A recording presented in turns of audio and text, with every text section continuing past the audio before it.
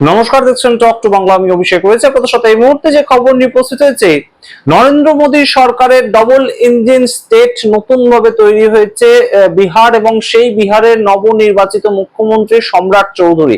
কিন্তু নীতিশ কুমারকে সরিয়ে সম্রাট চৌধুরী আসার পরবর্তীতে কতটা বিউটিফিকেশন হয়েছে, কতটা সৌন্দর্যায়ন হয়েছে বিহারে, পাটনা শহরের তেমন একটি নিদর্শন একদম সরাসরি বিজেপি বিহার তাদের যে পেজ, ইনস্টাগ্রাম পেজ, সেখান থেকে শেয়ার করেছিল, এবং সেই ভিডিওটি এই মুহূর্তে কিন্তু ডিলিট করে দিতে হলো যখন ধরা পড়ে গেল এটি একটি এআই ভিডিও। অর্থাৎ সরাসরি বিহারের যারা বিজেপি শাখা তারা বোধহয় ভেবেছিল যে মানুষ ধরতে পারবেন না যে পাটনা শহর আদপে কেমন দেখায় এবং এআই এর দ্বারা বিউটিফিকেশন করলে সেটাকে কেমন দেখাবে, তাই তারা ভিডিওটি পোস্ট করেন। কিন্তু সেটা ধরা পড়ে যায় এবং সে ততক্ষণে যা হওয়ার তো হয়ে গিয়েছে, সোশ্যাল মিডিয়া থেকে শুরু করে সমস্ত জায়গায় মানুষ সেটাকে নিয়ে চর্চা করতে শুরু করেছেন। অন্যদিকে বিজেপির যারা বড় বড় নেতৃত্ব রয়েছেন, প্রাক্তন কেন্দ্রীয় মন্ত্রী রবিশঙ্কর প্রসাদ, তিনি আবার সেই ভিডিওটাকে শেয়ার করে বিজেপির নামে জয় জয়কারও করে ফেলেছেন। কিন্তু তার পরবর্তীতে তিনি গিয়ে দেখতে পান যে পোস্ট রীতিমতো ডিলিট হয়ে গিয়েছে।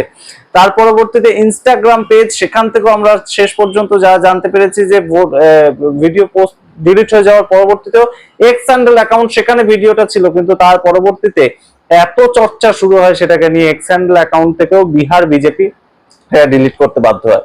সম্পূর্ণটা বলবো আপনাদের সামনে কি হয়েছে ঘটনাটা। তার আগে অবশ্যই টক টু বাংলা ইউটিউব চ্যানেলটিকে সাবস্ক্রাইব করুন, ভিডিও দেখুন শেষ অবধি স্কিপ না করে। এই মুহূর্তে নীতিশ কুমারের সরকার সরে গিয়েছে প্রায় 20 বছর পরবর্তীতে। বিহারের মুখ্যমন্ত্রী চেঞ্জ হয়ে সম্রাট চৌধুরী তিনি দায়িত্ব গ্রহণ করেছেন, এবং দায়িত্ব গ্রহণ করেই মূল যেটা মানুষকে দেখানোর লক্ষ্যটা হচ্ছে যে নীতিশ কুমারের সরকার সরে গিয়ে ভাজপা সরকার এলে কতদূর পর্যন্ত উন্নয়ন হয়, সেই জায়গার একটা ছবি কিন্তু একদম তুলে ধরা হয়েছিল। যে ভিডিওটা আপনারা দেখতে পাচ্ছেন সেটা নাকি রাতের পাটনা শহর, এবং পাটনা আপনারা জানেন বিহারের রাজধানী, কিন্তু সেই ভিডিওটা সম্পূর্ণ এআই ভিডিও, সেটা অচিরেই ধরা পড়ে যায়। কিন্তু তার আগেই সেই ভিডিওটাকে নিয়ে শেয়ার করে দেন রবিশঙ্কর প্রসাদ, প্রাক্তন কেন্দ্রীয় মন্ত্রী বিজেপির, এবং তিনি লেখেন সুন্দর পাটনা, বিকশিত পাটনা, বিজেপি এনডিএ এর কথা একদম পাক্কা।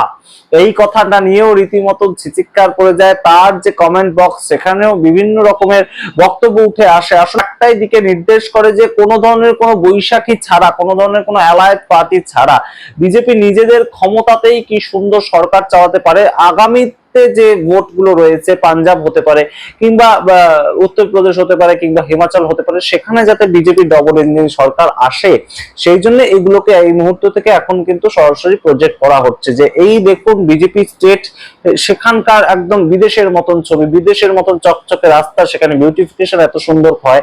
কিন্তু তার পরবর্তীতে সেটা ধরা পড়ে যায় যে এআই দ্বারা নির্মিত, এবং সেটাকে নিয়েই সরাসরি কিন্তু কটাক্ষের শেষ থাকে না। এবং কংগ্রেস পার্টির পক্ষ থেকে বলা হচ্ছে নরেন্দ্র মোদীর নির্দেশনায় বিজেপি এআই দিয়ে একটি ভুয়ো ভিডিও পোস্ট করেছে, একদম ভুয়ো ভিডিও। তার পরবর্তীতে মানুষ তাদের চালাকি ধরে ফেলেছে এবং এখন ভিডিওটি তাই জন্য মুছে ফেলা হয়েছে। মোদীর কৃত্রিম ভাবমূর্তি যেমন মিথ্যের উপর দাঁড়িয়ে আছে, তেমনি এই প্রতারণা আর চলবে না। গুরুত্বপূর্ণ প্রেক্ষাপট, তার কারণ রাহুল গান্ধী দুদিন আগেই বলেছেন যে সিস্টেম সম্পূর্ণ ভেতর থেকে কোলাপস করে গেছে, এবং কংগ্রেস এইখানেও একই কথা বলছে যে মোদীর কৃত্রিম ভাবমূর্তি, যেটা বানানো একটা ছবি, সেটা সম্পূর্ণ মিথ্যের উপর দাঁড়িয়ে আছে, এবং এই প্রতারণা মানুষের সঙ্গে সেটাও আর চলবে না।